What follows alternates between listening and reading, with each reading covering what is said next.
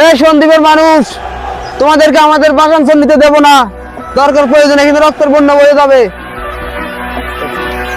হে হাতিয়া মানুষ, তোমাদেরকে আমরা বারবার বলতেছি, আমরা এই বাসার চরে, এটা হচ্ছে আমাদের বাপ দাদার ঐতিহ্য, এটা আমরা ছাড়বো না।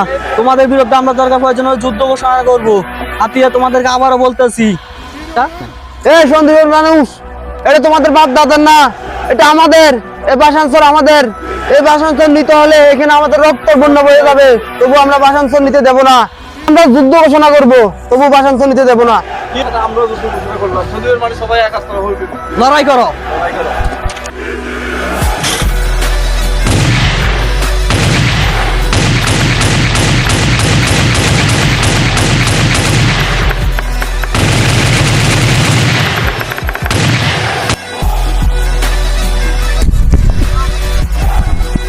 জয় সন্দীপ। সন্দীপের জয়। হাতিয়াকে আমরা হারাই দিলাম আবারও।